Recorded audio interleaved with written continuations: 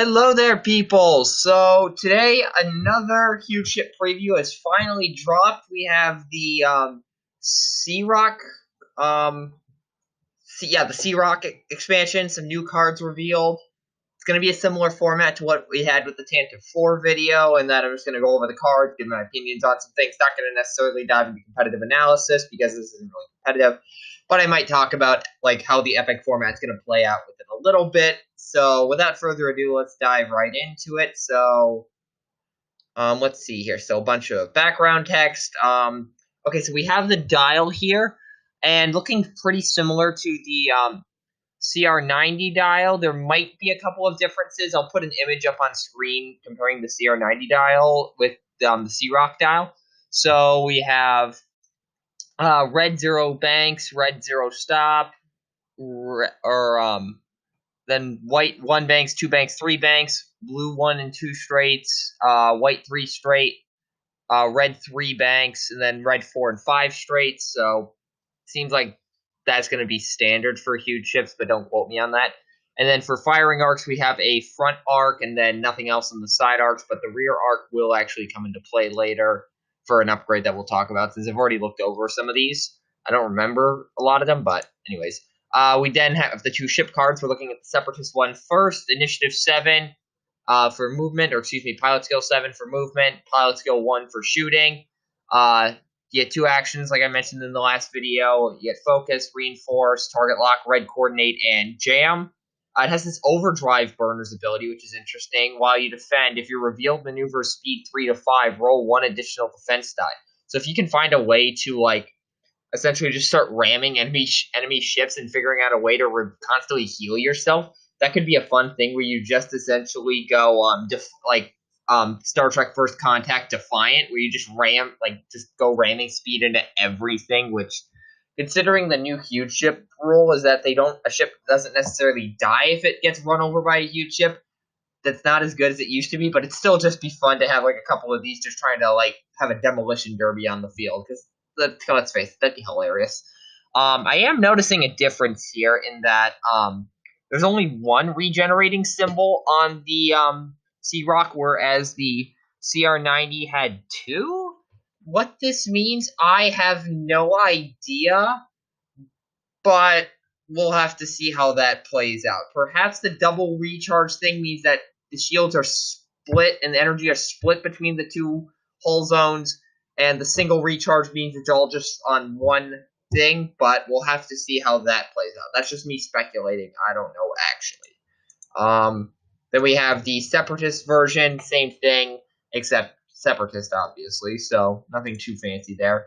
And then I did forget to mention the stat line: 3 attack, 0 agility, 12 hull, 4 recharging shields, 4 recharging energy, so very limited on the energy, but it's recharging, so you're going to get more access to it. Low random shot there. We have a new hardpoint upgrade, an ion cannon battery, which is a 4-die turret attack at range 2 to 4. I forgot to mention this in the Tantive 4 video, but how the hardpoints work is that certain crits from the huge ship damage deck will cause these things to flip over and become damaged, so you have to, spend an action or something like that in order to repair it, or spend energy or something. I'll try to find an image of, like, a damaged targeting battery, throw that up on screen, so that way you can see, like, an example of it compared to the regular targeting battery. So you equip the side face up, and then you attack with it, range 2 to 4, as a regular attack. Then as a bonus attack, you can spend an energy, and if the attack hits, the defender suffers a crit, and then takes all hits or crits as ion tokens, and it also gives you the rotate action. So basically, you have an initial volley that is able to put damage through, and then you have that secondary shot that acts like an ion cannon, which is actually nice, because one of the main weaknesses of ion cannon is you're giving up that damage in order to be able to ionize them. That drawback is not there at all unless you consider spending energy a drawback, which I don't. So that is going to be a fun card to mess around with, and I honestly think, based off that fact alone, it's going to be the best hardpoint upgrade. We'll have to see what the cost is, though, just because that's going to vary it, but it's probably not going to, or vary its viability. But it's probably not going to matter too much, because this is for Epic, and really, to an extent, you don't care about points in Epic. So at this point in time, I think this is easily the best hardpoint upgrade in the game. We also have a new team, Gunnery Specialists. While you perform a primary or hardpoint secondary attack, you may spend 1 or more energy to reroll that many dice.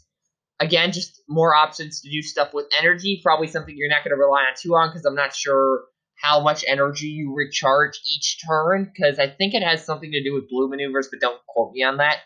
So it's really going to depend on how much energy you recharge in a turn. If it's at least a higher amount, like maybe like 2 or 3 a turn, then maybe you can afford to start using this more frequently. But if it's only 1 a turn, you got to really spend it when absolutely necessary. And then in addition, it gives you the white rotate into a calculate action. So just getting action economy there. And if you can figure out ways to spam calculate tokens, so like you put this on like a Republic CR90 with 3PO, and then you rotate into the calculate, you get that second calculate token, and then you can just fire off your main attack, bonus attack, and all's good. So there's a combo potential right there. We have the return of the Tabana gas supplies, now called the Tabana reserves. 3 charges and a cargo upgrade with no regen charges. You can spend a charge to recover 2 energy. It's really meant as an emergency thing, so just having this on hand if you are very energy dependent and you need an emergency supply, always a good option. Let's see if I can close this. Hold up, what does that say? Only huge ship with an illicit slot. Makes sense. We have this new huge ship only illicit quick release lock. So during the system phase, you may spend 1 charge to place 1 cargo crate drift in your rear arc at range 0. So this is what I was talking about with the rear arc earlier. You have 2 of these charges. It cannot overlap a ship in this way. I think basically what it does is just allows you to drop a debris cloud. So if you have like a couple of TIE fighters on your tail, just drop this, let them take a crit, boom. Because we all know TIE fighters die after 1 crit. Similarly, we have another huge ship illicit Saboteur's map. At the end of setup, you may spend up to 1 charge from each of your equipped corresponding device in the play area beyond range 2 of any other enemy ship or device. Remember how I said that Goji was going to be amazing with cluster mines? Any C-ROC that is taking this is going to be hilarious, just because you could drop theoretically like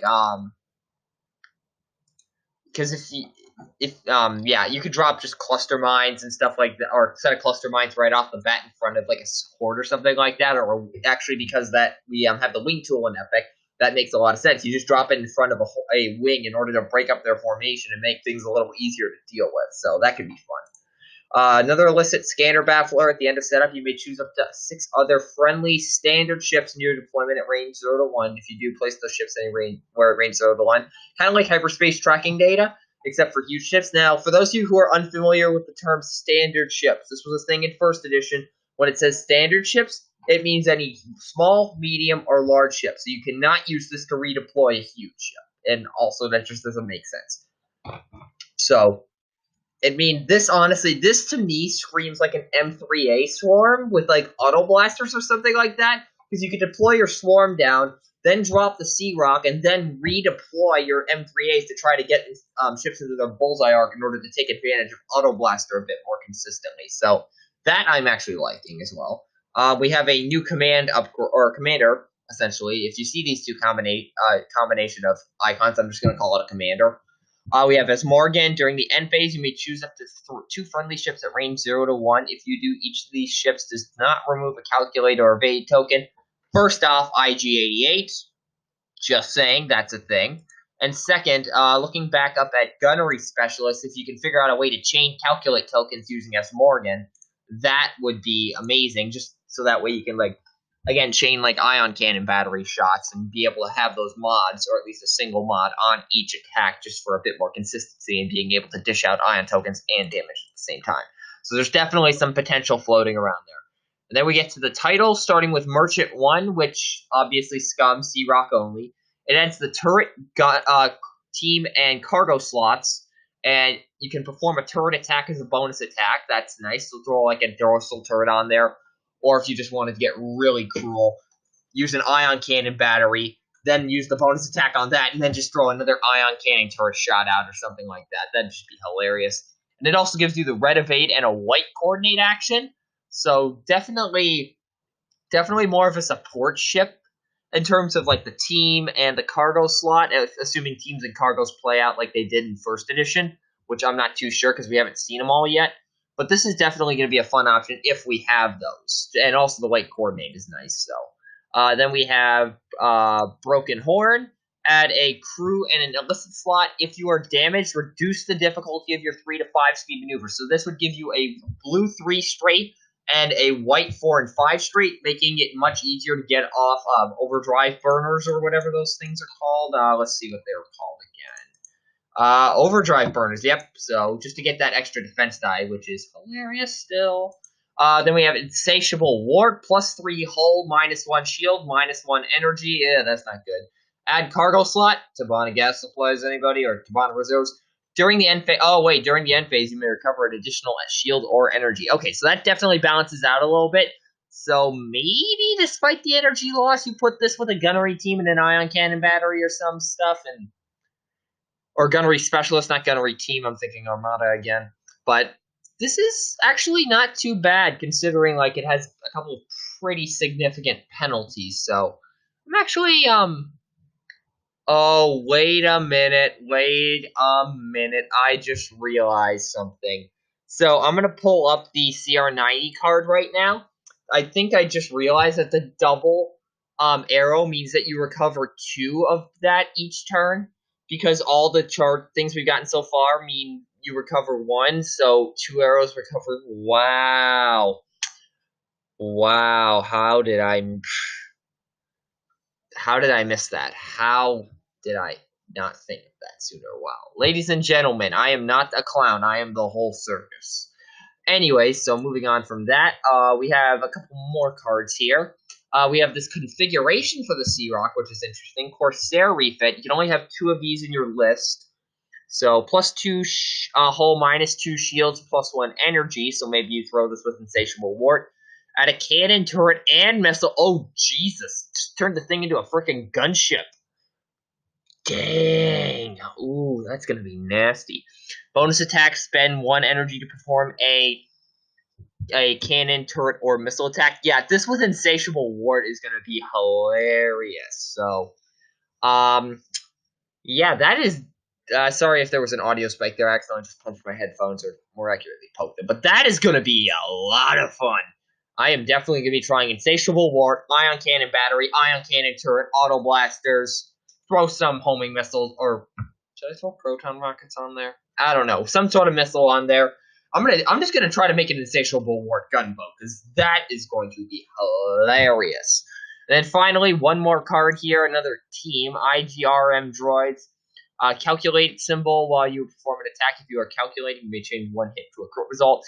If you can put 2 teams on a C-ROC, that is going to be amazing, because please tell me Insatiable Wart adds a team slot. Dang it, doesn't. We're going to have to try to figure out how to make that work. But Gunnery Specialist, that's going to be fun. Okay, so I am really liking all these new cards in here. I thought I was excited for the Tanta 4. Now I'm even more excited for the C-ROC. And considering I already own one of these from first edition compared to the CR90 where I don't own any, I am just, oh my god, as soon as I get a huge ship conversion kit, this is the first thing I'm flying. I'm going to try to make an Insatiable Wart gunboat build. I'll get back to you all on that, how that goes. But, oh my god, my hype levels just went through the roof on this. So, I'm actually going to stop here before I, explode into excitement. Because this is, at the time of recording this, I've been having a rough morning. But seeing this just is making my day. So, hopefully you enjoyed this. The video that I keep mentioning is coming. I'm finally making some progress on it. I should have it out, hopefully, by... I'm going to look at my calendar here. I should have it out by the 18th of October, so no guarantees that it'll actually come then, but I promise it'll be out. I'll do my best to get it out there by then. But seriously, though, this is such an amazing... Oh my god, this is going to be so much fun. So I'm going to shut up here before I start going off on some, super optimistic rant here, because that's not going to probably end well with all you guys. So that's really all for today. Hope you all enjoyed me just getting a pretty big kick out of this thing, returning to X-Wing and all this stuff here. So that will do it. Peace out.